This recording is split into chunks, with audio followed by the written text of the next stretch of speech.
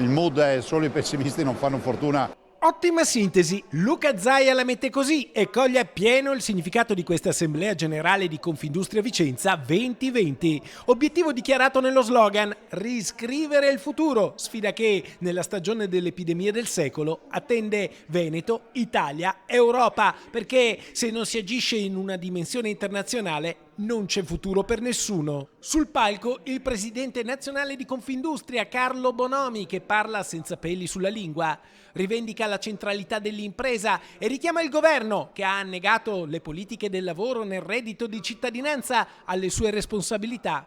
Serve una visione alta, un patto con tutte le parti sociali, una riforma strutturale, posizione condivisa anche dal segretario generale della CGIL, Maurizio Landini, che avverte: c'è una situazione sociale che rischia di esplodere, è urgente un nuovo modello produttivo che rimetta al centro la persona. Credo che sia necessario che si inizi una fase di investimenti finalizzati a cambiare il nostro modello di sviluppo. Da una parte bisogna investire nella sanità pubblica e nella scuola pubblica e dall'altra servono politiche industriali che qualifichino il lavoro e riforme che superino la precarietà nel lavoro, che è il vero male di questa fase. Decisivo è il ruolo dello Stato, gli investimenti pubblici. Le misure europee per l'emergenza fissano uno stanziamento di 540 miliardi, di cui 85 per l'Italia.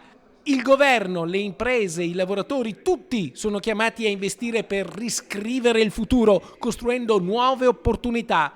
Il presidente del Veneto, Luca Zaia, richiama chi produce ricchezza, che vuole dire anche occupazione, a essere punto di riferimento sociale. Non ho sentito parlare di sussidi, non ho sentito parlare di assistenzialismo, ho sentito parlare di imprese, di volontà di creare occupazione e soprattutto di non avere più tra i piedi l'ufficio complicazioni affari semplici. A me sembra chiara la posizione rispetto a un governo centrale che non dà risposte ai territori.